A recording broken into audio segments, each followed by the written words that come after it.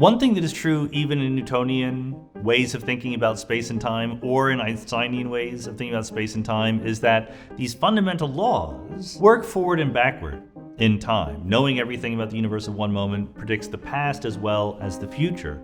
That's because what we think of as the fundamental laws of physics do not have a directionality to time. They treat the past and future the same. But there's clearly a direction to time in the world. I remember what I was doing yesterday. I might guess what I'm going to do tomorrow, but I don't remember it in the same way. I have no photographs or memory books of the future. What is going on with that? And the answer is, it's not the fundamental laws of physics. It's the collective behavior of many, many things in the universe that start out in a special state.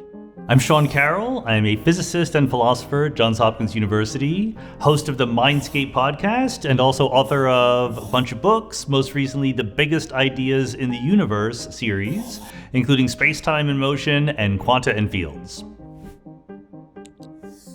What is the nature of time?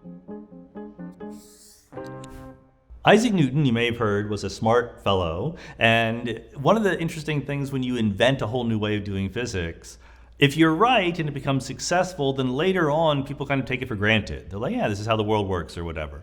But at the time, you're still very careful, and Newton was himself super duper careful about all the assumptions that went into his theory and what their implications were, and so on.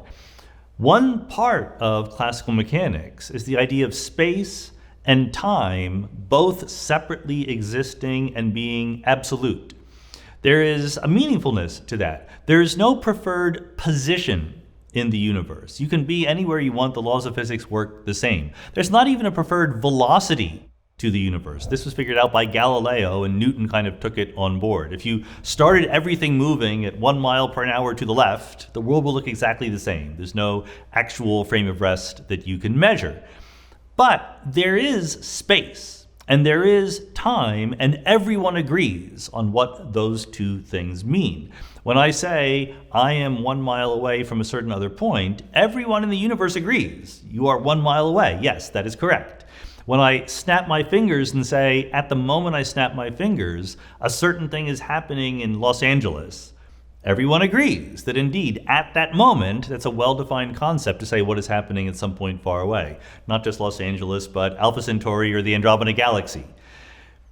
Turns out, those assumptions are not quite right. And it was a journey to get there, as it often is. It started in the 1800s with the invention of electromagnetism. So there are all these new phenomena that people were thinking about since Ben Franklin flew his kite and studied lightning coming down. It was James Clerk Maxwell who put the whole story together after work by people like Faraday and Ampere and so forth. And what he realized is there's two fields pervading the universe, an electric field and a magnetic field.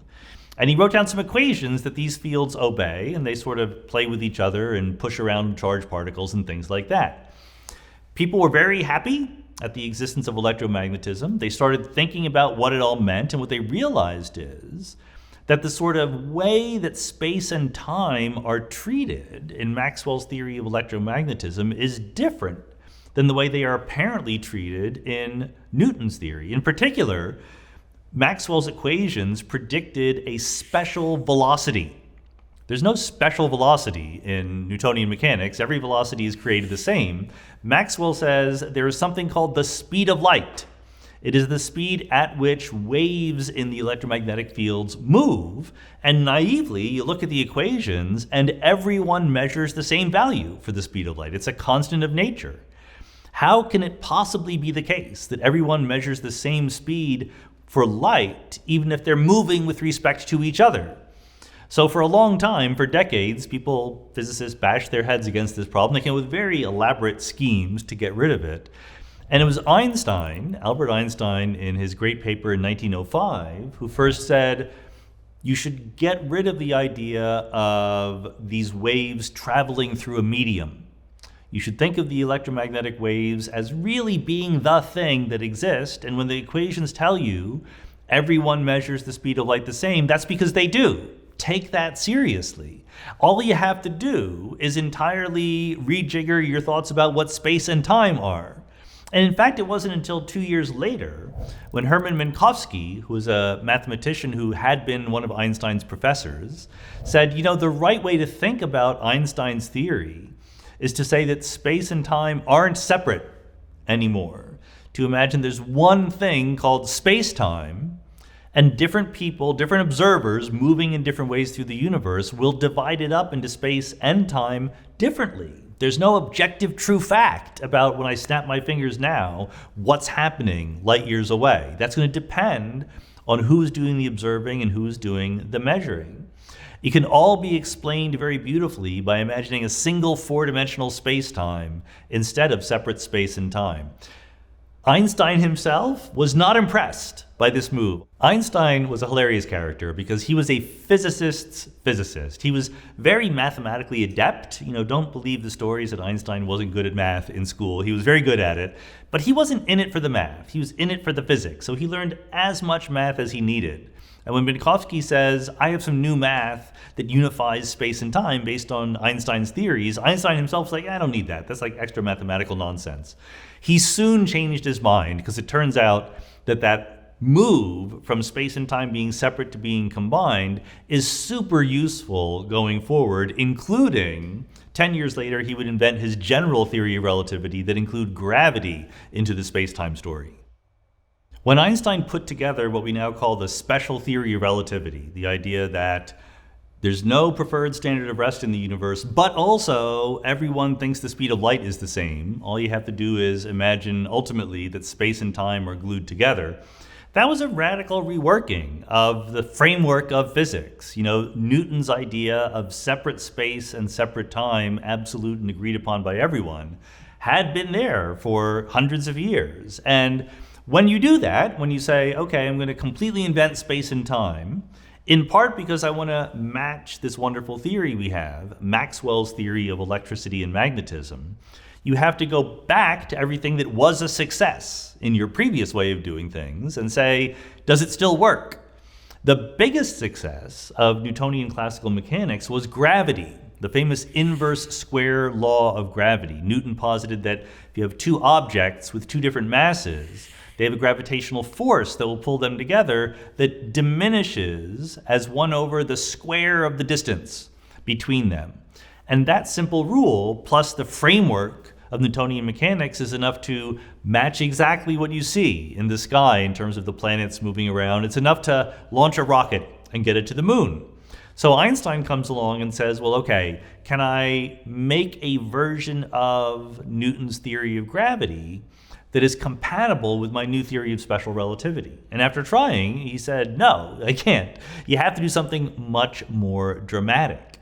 And what he realized is that gravity is a special force of nature. Maxwell talks about electricity and magnetism. If I want to know what the electric field is at one point in space, it's very easy to do. I put a positively charged particle, a negatively charged particle. They get pushed in opposite directions by the electric field. But Einstein realized that every particle reacts the same way to gravity. If I have a very heavy particle and a very light particle, and I drop them, Galileo showed that they drop at exactly the same rate. They're not pushed around in a different way. So because of that, gravity seems to disappear if you only look at it in a tiny region of the universe. If you were in a sealed box and you were dropping things and going, oh, I have gravity here, you don't know that for sure. Maybe you're in a rocket ship and the rocket is accelerating and you're being tricked into thinking you have gravity. So Einstein, because he's Einstein, he's very smart, you or I would go, that's interesting. But he says, I think what that means is that gravity is not a force on top of space-time. It's a feature of space-time itself. What feature could it be? Well, my ex-professor Minkowski says that space-time has a geometry. It's one combined thing, and there are equations telling me how particles move in it. Maybe that geometry is curved. Maybe it's not like a flat tabletop like Euclidean geometry. Maybe it's warped and bent and dynamical and changes in response to the existence of mass and energy and things like that. It's a good idea to have. It takes you a lot of effort and a lot of mathematical work to figure it out. So 10 years later, in 1915, Einstein finally completes what we call the general theory of relativity. And the general theory of relativity says space-time is a four-dimensional thing. That four-dimensional thing has a geometry. It's pushed around by matter and energy, and we experience the curvature of space-time as the force of gravity. When Einstein and Minkowski figured out that space and time are both two different ways of slicing up space-time, what does that mean? What does that mean, like, in our guts, right? What does it visually or measurably imply? You know, in space, there's something called the distance between 2 points. If you say, I'm here in Washington, D.C., and a friend of mine is in Los Angeles, there's a distance between those two cities, and we all agree on what that distance is, because implicitly, we're imagining the shortest distance path, right? The straight line that connects these 2 points. But of course, if you actually travel between these two cities, you won't exactly necessarily take that much distance because you're going to go right and left. You're not going to go exactly on a straight line. So in space, we're all very, very used to the idea that different paths have different lengths, even if they start and end at the same point. In special relativity, now that space and time are unified, what that means is that time is like that. The time you personally measure on your wristwatch is very analogous to the distance that you travel moving on some path. What that means is that rather than being a universal thing that everyone agrees on, time depends on the trajectory you take through the universe. The most famous example of this is the twin paradox. You imagine two twins. They don't have to be twins, but it's more vivid if they are, because you think of twins as being the same age, okay? One twin just doesn't move, just stays home. This is the lazy twin. And they get older, like the rest of us all do. The other twin hops in a rocket ship that moves out very close to the speed of light. You need to move close to the speed of light to feel the effects of relativity. And then comes back. And so they left at the same time, they were the same age. They come back to the same point in space and the same point in time, but the twin who traveled is now younger. The twin who traveled has experienced less time than the twin who stayed home. And the reason why is because they took different paths through space-time. Space and time are similar to each other, but not exactly the same. That's why in space, the shortest distance path is a straight line. But in time, the longest time path is the straight line. The twin who stays stationary and doesn't move, that's moving in a straight line through space-time, that's the one that feels more time pass before the other twin comes back. When people hear this stuff about relativity and moving through space and things, what they want to say is, oh, so you're saying that time moves more slowly when you're traveling near the speed of light. No, I do not want to say that. I very much do not want to say that. What is the rate at which time moves? It is 1 second per second. You're being tricked by your use of the English language because you move through space and it makes perfect sense to say I am moving at 1 meter per second or 2 meters per second or whatever. The rate at which you move is the number of distance you travel per unit time. But the amount of time you travel per unit time is always 1. Now, the accumulated time along two different trajectories can be different. That's the origin of something like the twin paradox. Or when gravity comes into the game, the amount of total time you experience will be less if you're deep in a gravitational field than if you're out there in interstellar space where gravity is not that important. So in general relativity, being in a strong gravitational field is much like moving out there close to the speed of light. If you had someone stay back here on Earth, someone else go near a black hole, for example. A black hole is the strongest kind of gravitational field you can have. Don't go in to the black hole because then you can't come back out. But if you go near it and then you come back, you will be younger than the person who just stayed behind. You will have experienced less time. Your wristwatch is still clicking at 1 second per second, but the accumulated amount of time is different because you have taken a different path through curved space-time.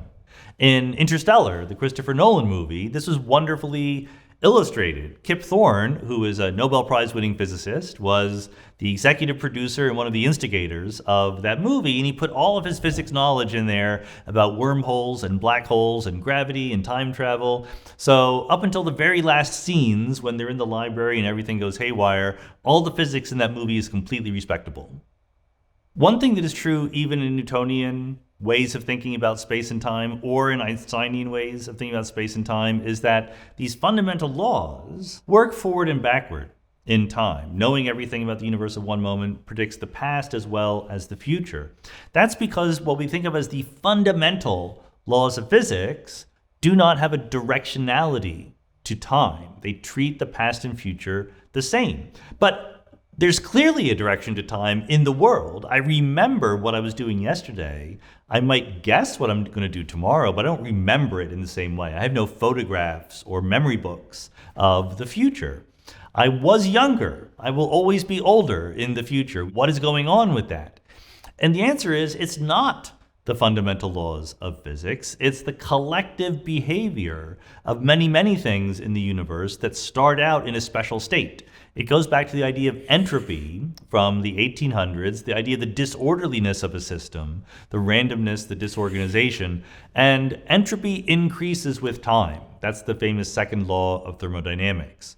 Why does entropy increase with time? Because there are more ways for a system to be arranged in a high entropy configuration than a low entropy one, by definition, and the universe started in a very special low entropy state. Nobody knows why that is true. This is a mystery to cosmology, but the entropy of the universe was very, very low to start, and it's been increasing ever since.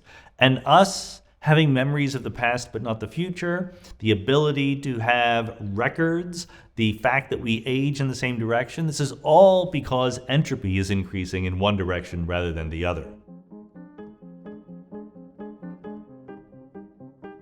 Want to support the channel? Join the Big Think members community where you get access to videos early, ad-free.